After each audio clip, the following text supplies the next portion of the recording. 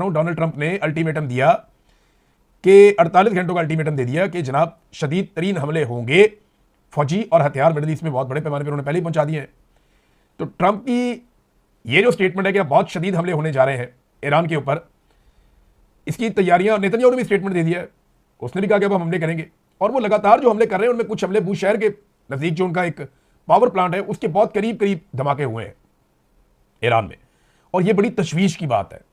वजह यह है कि ईरान का वाहिद एटमी प्लांट है जो भी फंक्शनल है। यहां पे रूसी वर्कर बहुत बड़ी तादाद में काम करते हैं। रशिया ने अपने आहिस्ता आहिस्ता वर्कर निकालना शुरू कर दिए हैं। अभी उन्होंने अपने 198 अमले के मजीद लोग वहां से निकाले और वार्निंग दी है कि यह ताबकारी फैल सकती है। अगर यह ताबकारी फैलती है तो अब्बास अराक्ची जो वज़ीर ख़ारजा ईरान के, उन्होंने ये कहा कि जौहरी प्लांट से ताबकारी अगर फैलती है या कुछ ऐसा होता है तो ईरान और खलीज में जिंदगी का खात्मा हो जाएगा। यह इतनी बड़ी तबाही होगी अगर यह ताबकारी फैलती है तो बड़ी मुसीबत बन जाएगी, बहुत बेशुमार बीमारियां फैल जाएंगी, हालात बहुत मुश्किल हो जाएंगे इस खित्ते में रहने, पाकिस्तान तक के लिए मुश्किलात पैदा हो जाएगी। दूसरा, एक जो तर्जुमान है उनकी फौज के, उन्होंने भी स्टेटमेंट दिया। उन्होंने कहा अगर ये जंग बढ़ती है, जैसे कि ट्रंप कह रहा है 48 घंटे के बाद हम तनसीबात पे हमला करेंगे, क्योंकि पीट हेग्सेट जो ट्रंप का वज़ीर दिफा है उसने ये दावा किया और उसने ट्रंप को ये मशवरा दिया, और ये अमेरिकन मीडिया के ऊपर रिपोर्ट हो रहा है कि अमेरिका सीरियसली इस बात को अब दुरुस्त समझता है कि ईरान के इंफ्रास्ट्रक्चर को निशाना बनाना ठीक है। उन लोगों को तबाह करें, यूनिवर्सिटियों को तबाह करें, अस्पतालों को तबाह करें, जो ऑयल तनसीबात हैं उनको तबाह करें, जो बाकी प्लांट्स हैं, पावर प्लांट्स हैं, उनको तबाह करें, तो ईरान को पीछे पत्थर के ज़माने में धकेल दें। लेकिन ईरान ये कहता है कि अगर जंग बढ़ी तो पूरा खित्ता इसराइल और अमेरिका के लिए जहन्नुम बन जाएगा, हम जहन्नुम के दरवाजे खोल देंगे, अगर हमारा कुछ नहीं बचेगा तो यहां भी कुछ नहीं बचेगा। तो ये अरब ममालिक के लिए एक बहुत बड़ी मुसीबत बन जाएगा।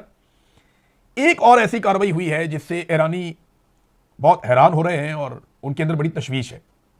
ईरान के अंदर वो ड्रोन मारते रहते हैं, गिराते रहते हैं, और वो देखते हैं जाके मलबे को कि ये किस चीज़ का मलबा है। जब भी ड्रोन गिरेगा तो उसका मलबा चेक करते हैं ना। तो 2 मरतबा ऐसा हुआ, एक बुशहर के नज़दीक उसकी तस्वीरें भी आ गई हैं, और एक और जगह पे 2 ड्रोन ईरान ने ऐसे मारकर गिराए हैं जो विंग लॉन्ग 2 है। विंग लॉन्ग, मैंने आपको बहुत पहले, आज से 2020 में या 21 में इसके ऊपर वीलॉग करके बताया था कि विंग लॉन्ग जो है ड्रोन्स, ये चाइना बनाता है। चंगबून की जो कंपनी है वो बनाती है, वो तैयारे भी बनाते हैं, ड्रोन भी बनाते हैं। तो ये विंग लॉन्ग 2 जो ड्रोन है, ये चाइना का बनाया हुआ ड्रोन है। इसको दुनिया में बहुत सारे ममालिक इस्तेमाल करते हैं।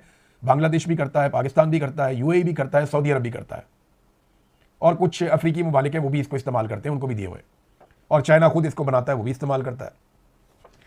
अब ईरान के अंदर ये तशवीश पाई जाती है कि वो कौन है जो ये ड्रोन हमारे ऊपर चला रहा है। देखिए, वो चाइना के साथ शेयर करेंगे इसका डाटा और ये दिखाएंगे, तो चाइना ये बता भी पाएगा कि ये वाला हमने ड्रोन किस मुल्क को बेचा था। अगर तो उसके ऊपर कोई नंबर या कोई चीज़ मौजूद है और चाइना के पास ट्रैकिंग का पूरा सिस्टम होगा, वो बता पाएगा कि ये यूएई को बेचा था, सऊदी अरब को बेचा था, या पाकिस्तान को बेचा था, या बांग्लादेश को बेचा था। लेकिन ये जो विंग लॉन्ग 2 दूसरी मरतबा ऐसा हुआ कि चाइनीज ड्रोन ईरानी सरजमीन पर आया और उसको वहां पे हिट किया गया।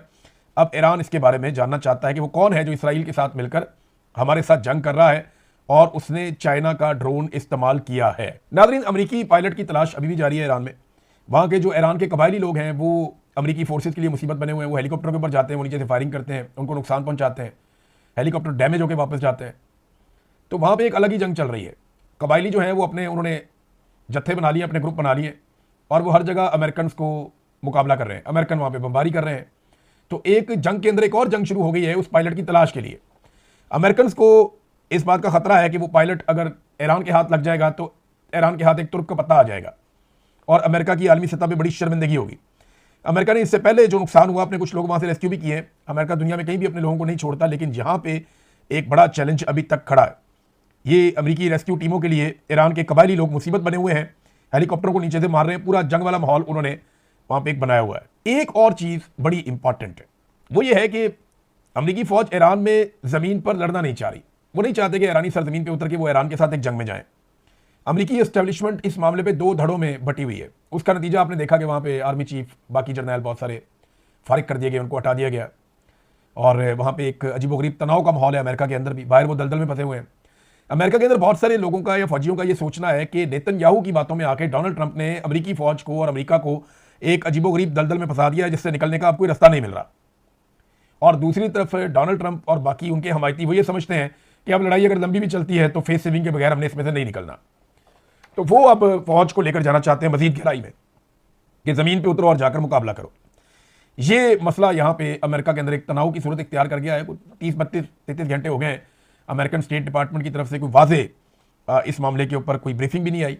तो जब तक ब्रीफिंग नहीं आती तब तक हमें इंतजार करना पड़ेगा। मार्को रूबियो ने एक दावा किया कि कासिम सुलेमानी के रिश्तेदार पकड़े गए हैं और उनको पकड़ के अब आइस जो उनका महकमा है वो ले गया है, और वो कह रहे हैं जी वो हमारे मुल्क के खिलाफ है, हमारे मुल्क के खिलाफ बातें करते हैं, हमारे मुल्क के अंदर रहते हैं और अमेरिका को बड़ा शैतान कहते हैं।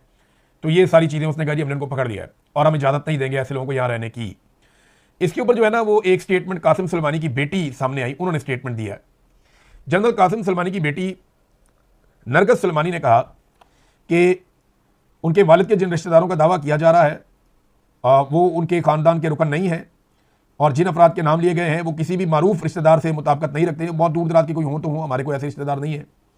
उन्होंने कहा कि अगर आप कासिम सुलेमानी से या सलमानी ख़ानदान से ताल्लुक़ रखने वालों को ढूंढना चाहते हैं तो ज़गरोस के पहाड़ों और लड़ कबाइल में तलाश करें, अमेरिका में नहीं। तो हमारे लोग तो यहीं पे हैं, ईरान के अंदर यहीं पे आपको कबाइल में मिलेंगे, कासिम सुलेमानी का ख़ानदान आपको अमेरिका में नहीं मिलेगा। ये उनकी बेटी ने जवाब दिया है। बहरहाल बाकी चीज़ों पर हम नज़र रखेंगे, चीज़ें आपके साथ शेयर करेंगे नेक्स्ट वीलॉग में। अब तक के लिए इतने, अपना ख्याल रखिएगा, अपने चैनल का भी। अल्लाह हाफ़िज़।